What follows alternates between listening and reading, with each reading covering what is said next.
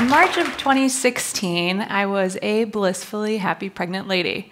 I felt strong and somehow ready for parenthood. Little did I know. We did all the unremarkable things that expecting parents did. We deliberated over names. We bought way too many onesies and not enough diapers. Life was good, and we were really happy.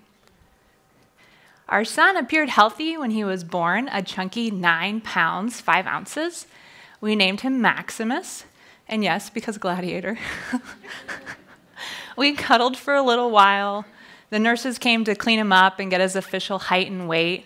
They noticed a shudder when he was breathing, and things quickly escalated from there. This was the next time we saw Max. He was diagnosed with congenital diaphragmatic hernia. And what this means is that there's a hole in the diaphragm, so the stomach moves into the chest cavity, crushes one of the lungs, and inhibited its growth and moved his heart over to the other side of his chest. We were told babies with CDH, which is what it was, the shorthand, had a 50% chance of survival. I remember having trouble remembering what it was called. I had to ask multiple times. I was finally given an internet printout. Max was stabilized and was transferred to a hospital right away that had the expertise to treat that condition. Fortunately for us, one that was not far away. We were devastated, scared, terrified, brand new parents. Our wedding song was The Luckiest by Ben Folds, and we are the luckiest. But it was in that moment that I realized infant loss doesn't care what song you dance to at your wedding. It doesn't care that you didn't take a sip of alcohol and you controlled your stress and you didn't eat all of that delicious soft cheese that everyone was always flaunting in front of you. It doesn't care, and we did everything right, but none of that seemed to matter. And it was an exercise and a lesson of, there are some things I can influence, but I can't control it all. After a particularly tough surgery, the physicians rolled Max into our room and triumphantly declared a successful procedure. I did not feel their elation. I felt despair. I did not see a baby that had been successfully repaired, but instead one that was hopped up on fentanyl, puffy, and non-responsive. I remember wanting to lay on the floor because I had nothing left to give. That was my emotional state. And at that very moment, at my lowest, a friend brought us dinner. And it wasn't just like takeout. This was a grand dinner. There was Brussels sprouts, bacon, cheese, bread, beer, wine, like all that is good in the world, like so much food was in this food. And we felt cared for and we felt loved and supported by a community. It was spirit lifting. At that time, I wrapped all the food up. There was a shared family lounge, so I brought all of the food to the family lounge to put it in the fridge. And I ran into a person that had traveled all the way from Tennessee to support a loved one traveling for care. She was disoriented. She didn't know where to print things for insurance paperwork. She wasn't sure, she wanted healthy food that was cheap. She was sick of hospital food. And most notably, she was stressed about housing. She was spending thousands of dollars on hotels on top of all of these medical costs. And I said, hey, I live really close by. Like, here's my phone number. Call me. I know where everything is in the whole city. I will help you. And she thanked me. She never called. And I went back to the room. And it was a long day, but I just couldn't sleep. I couldn't stop thinking about this woman. I'm like, why didn't I get her number? I gave her all my stuff. Why did I get nothing from her?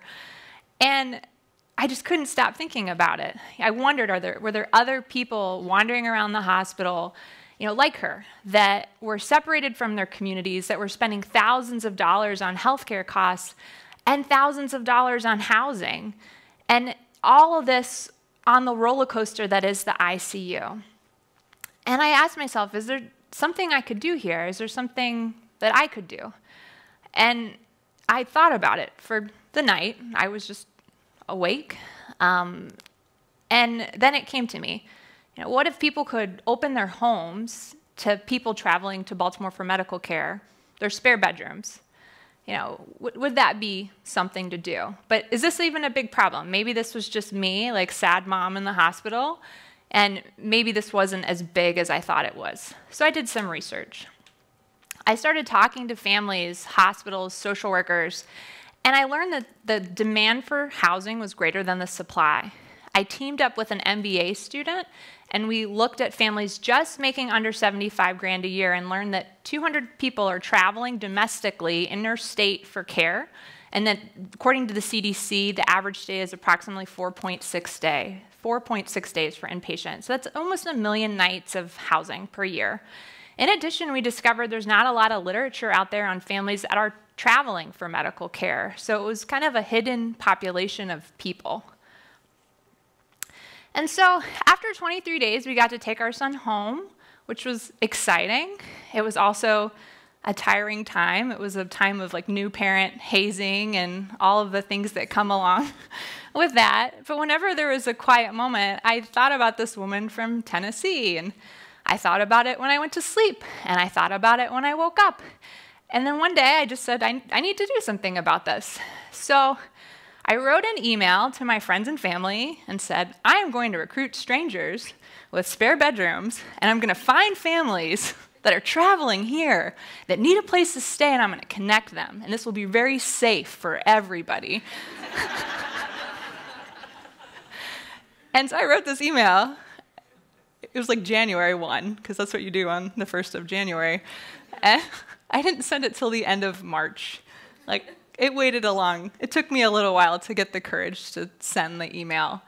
And then I started the project. I started doing research. I'm not an expert on housing. I'm not an expert on social work. So I just read a lot. I talked to a lot of different people. I became incorporated as a nonprofit. I named it Host for Humanity.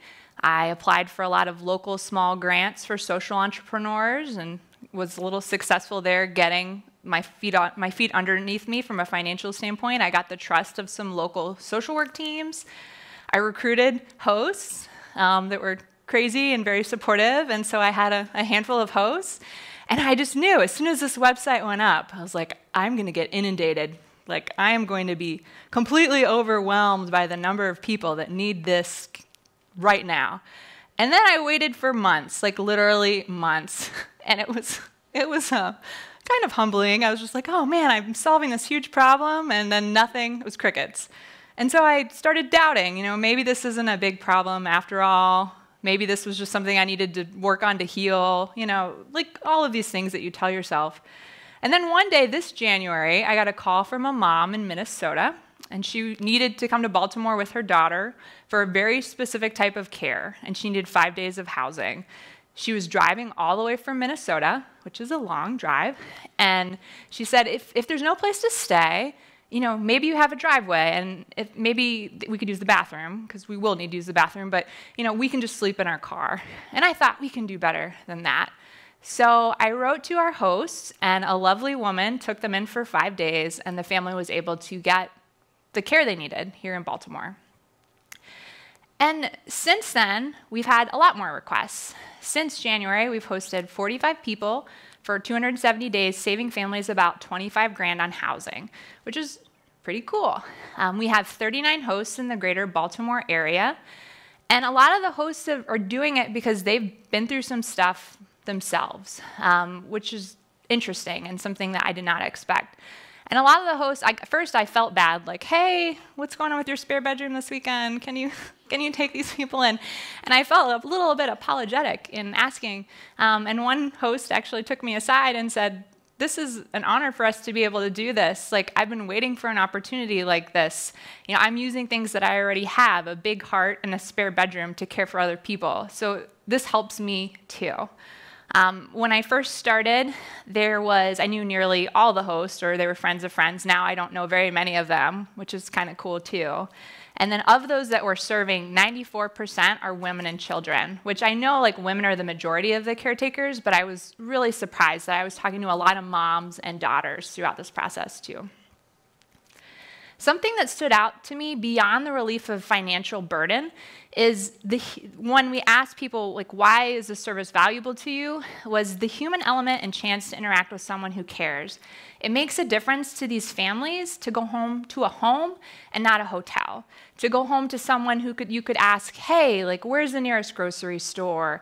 Or, I've had a long day, could we talk about it? Just to go home to a human and not like a hotel. That makes a difference. And that's something that I think is really special about what we're doing. And I can't wrap this up without talking about the most important part of the story. My son Max is now a thriving and resilient toddler. And sorry, this is what I want to do is come up here and cry today. And you may have noticed he's going to be joined by a little sibling in the spring, so we're very excited about that. And I often reflect on this project, and there's nothing particularly special about me or my family's journey. We all go through things that are painful and hard. I mean, that's the human condition, right? And when I first started doing something about this project, I was immobilized for a time by fear. And I was a little embarrassed about that, but now I've kind of made my peace with that too. We all need to start somewhere. Fear could look like procrastination or a feeling of not being ready, or perhaps it manifests as, this idea that you're going to be a very public failure. And I felt all of those things too, and to be honest, I still feel those things. But at least now I get to see the outcome of my work, and I know that it is helping these families and that it's giving them access to health care, because housing is a big part of that equation. I would encourage everybody here, everyone here has a story inside of them, to embrace that story, to embrace the thing that keeps them up at night and embrace their pain and go out there to use it to create a better world. It doesn't take as many resources as you think it will. It will take time. This does take a lot of time. I'm not gonna undersell that, but it's consistency. I do this at night. I do this after I put my son to sleep. You could do it, you can start in 5 minutes. If you're fast, maybe you can start in 2 minutes, just send an email, get started there. I know you're probably looking at me like, do you know how busy I am, Jenny? I think you just look at your habits, maybe watch 1 less Netflix show, maybe 5 less posts on Facebook, and then heaven forbid, do not send that work email late at night, because no one really wants to get that anyway.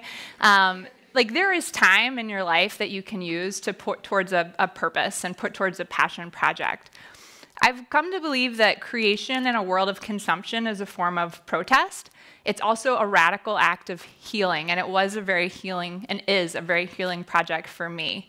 And it started with empathy, and it started with an idea, but most importantly, it started with action.